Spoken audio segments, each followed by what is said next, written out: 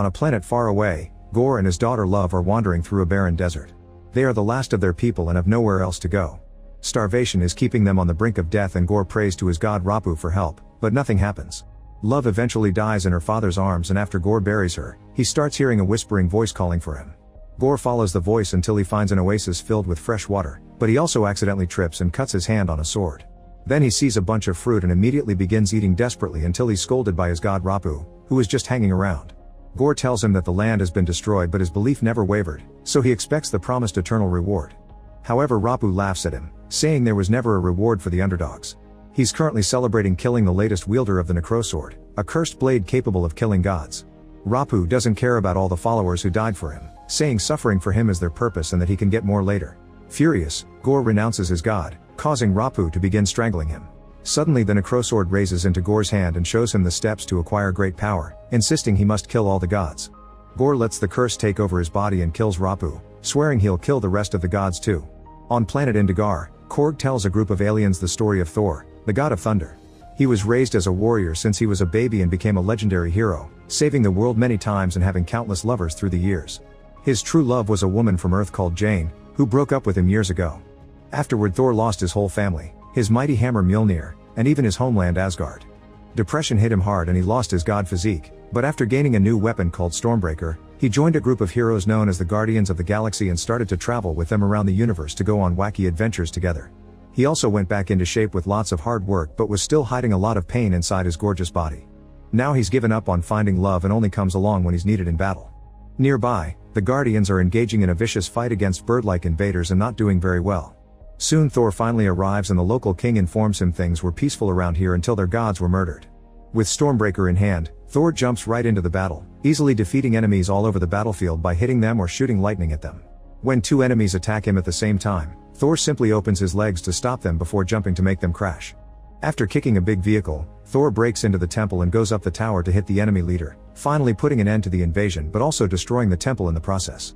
On Earth, Jane is at the hospital for treatment because she's been diagnosed with stage 4 cancer, something she's only shared with 2 close friends. Since she's a scientist she's been doing some research of her own and so has her professor friend, but they aren't able to find anything that could help her and her chances aren't good. Desperate for a solution, Jane decides to start looking into Asgardian magic and learns that Mjolnir might be of help. Meanwhile the people of Asgard have started their new home on Earth with Valkyrie as their queen. She took over after Thor left but she hates the job because it consists of lots of politics and boring meetings and she's supposed to be a warrior. There are tours that allow foreigners to look around New Asgard including a visit to the remaining pieces of Thor's hammer Mjolnir, which lies inside a special display.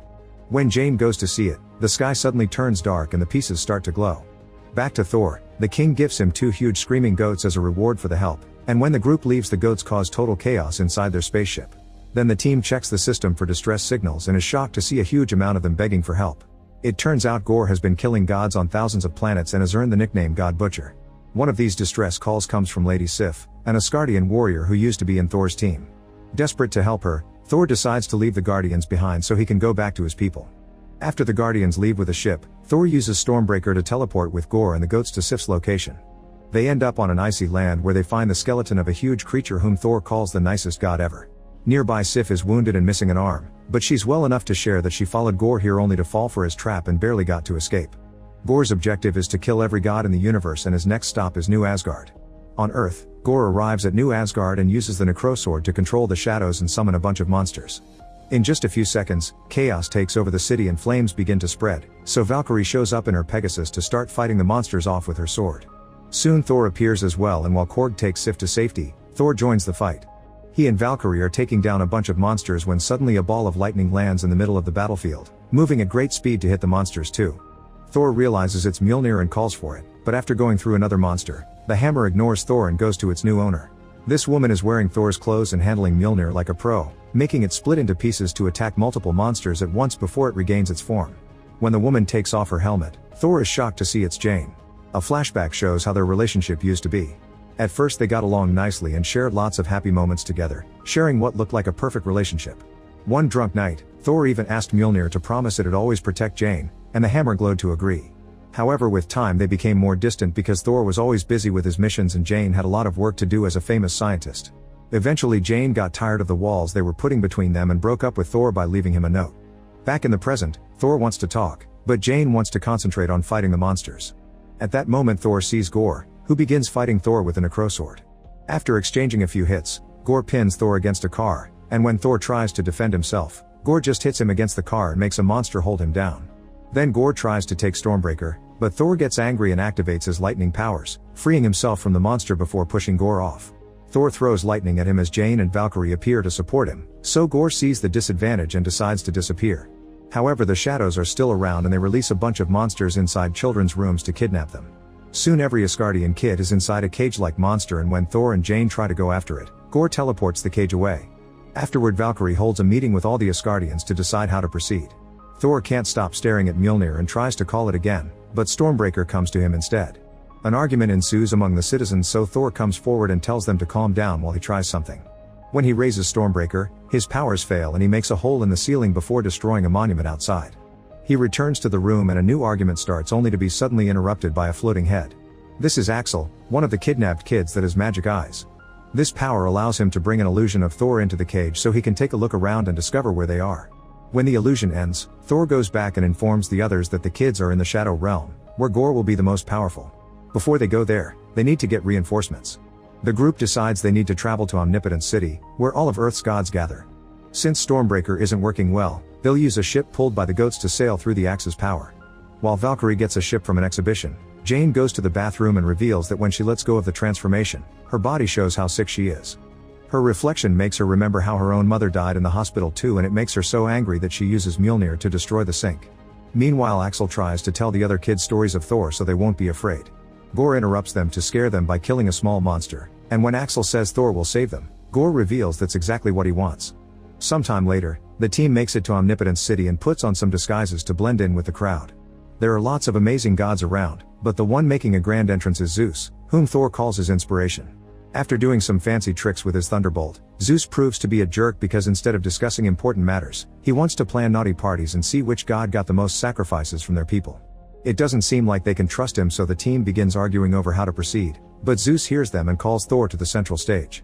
Thor informs everyone about Gore and asks for help, but Zeus doesn't care about the death of some minor gods and chains Thor down before disrobing him. Finally noticing who he is, Zeus reminds him that each god must watch over their own people, so he has no interest in helping Thor rescue a bunch of Asgardians or lending him his thunderbolt, which he uses to show off some tricks again. Then Zeus tells the crowd not to worry because Gore will never be able to reach eternity, a very powerful being that lives in the center of the universe and can grant a wish to the person that summons it. This means Gore may want to use his wish to get rid of all the gods at once. Omnipotence City is supposed to be a secret place, but now that Thor has come, Gore may use him to reach them, so Zeus orders his guards to keep Thor here. The rest of the group jumps in to fight the guards and Thor breaks the chains to use them as weapons. They fight fantastically as a team by combining their different fighting styles, and soon the guards are defeated. Furious, Zeus strikes Korg with his thunderbolt, causing him to become a bunch of rubble. Next, Zeus tries to strike Thor, but he catches the thunderbolt and throws it back, making it pierce through Zeus' chest. Afterward, Thor checks on Korg and discovers he's still alive on just his face. More guards are coming, so Valkyrie ties Korg's face to her hair to keep him safe while he whistles to summon the goats, who break through the window bringing the ship. Valkyrie steals Zeus' thunderbolt and then the team finally escapes. On their way to the Shadow Realm, Thor shows Jane the space dolphins that are flying near the ship. Making use of the romantic moment, Thor admits he still loves her and that he wants to get back together. Jane has no choice but to tell him about her cancer, but Thor shows his support and promises to tackle everything together, then they share a kiss. When they finally reach the Shadow Realm, everything turns black and white, including themselves. Stormbreaker's rainbow bridge disappears, so the ship just lands on the desolated planet with a thump. The cage is nearby but empty, so they enter a building and Jane finds some papers with Gore's plans. It turns out he wanted to bring Thor here to steal Stormbreaker and use its power to open a bridge into eternity. Jane rushes to tell the others that it's a trap and throws Stormbreaker into space to keep it safe. At that moment, Gore shows up and Jane throws Mjolnir at him, but Gore dodges it and controls the shadows to capture the heroes.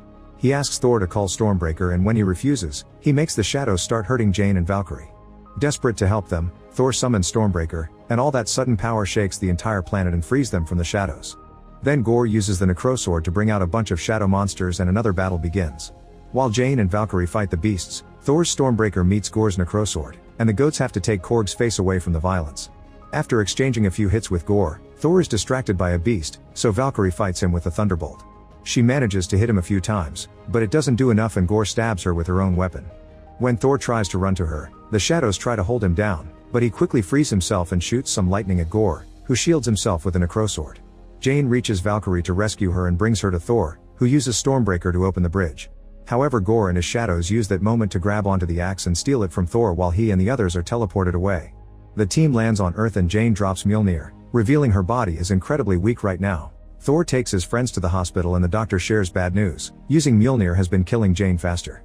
She wants to keep on fighting, but Thor confesses he wants to have more time with her and convinces her to stay. On his way out, Valkyrie gives him the Thunderbolt, which Thor uses to reach Eternity. Meanwhile, Gore has finally reached Eternity and has brought the kids with him. He puts Stormbreaker down to start the process of opening the door and the whole place shakes, causing a piece of a huge statue to fall. It almost crushes the children, but Thor arrives just in time to catch it and throw it away. As soon as Gore sees him, he uses the necrosword to start summoning monsters, so Thor gathers the children and tells them to grab any object they can find to use as a weapon. Then using the Thunderbolt, he shares his power with all the kids so they can help him fight.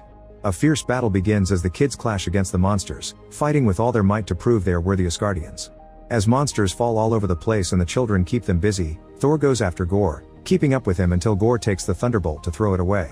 Thor must continue fighting hand to hand and Mjolnir senses this on Earth, so it appears in front of Jane.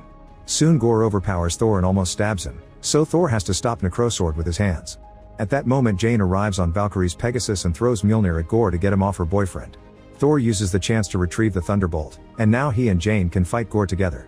However, Jane notices that the door is about to open, so she sends Thor to retrieve Stormbreaker while she fights Gore and the kids continue to destroy the monsters.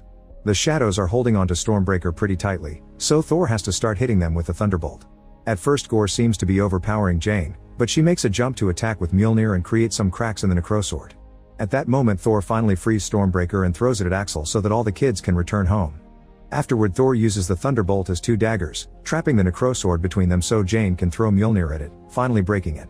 Gore manages to catch the hilt and tries to rebuild it, but Jane catches the other pieces with Mjolnir and summons some lightning that turns every sword piece into ash.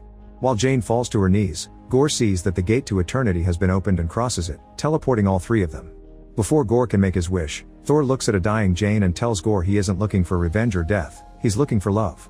Then Thor goes to Jane's side to spend her last moments together. Seeing this reminds Gore of his own daughter, but he doesn't want to wish for her because he's dying from the corruption of the Necrosword. Thor and Jane promise love won't be alone, so Gore makes his wish and love comes back, saying goodbye to his father before he dies. Jane also says goodbye and shares a kiss with Thor before her body disappears into glowing dust. Sometime later, Jane becomes a legend in New Asgard and they make a statue for her. Valkyrie goes back to being queen and Sif helps train the children in self-defense. Korg gets his body back and finds a boyfriend from his species. Thor is raising Gore's daughter as his own and they share simple family things like breakfast, but he also has to teach her how to control her eternity powers. They often go adventuring with Thor using Mjolnir and Love using Stormbreaker so they can fight together and help people in need. As they travel the universe together, they become known as Love and Thunder. Meanwhile, Jane's spirit arrives at Valhalla, the Asgardian heaven, and she's invited to join the Hall of the Gods. Make sure to subscribe and turn on notifications so you can watch more videos like this. Thanks for watching.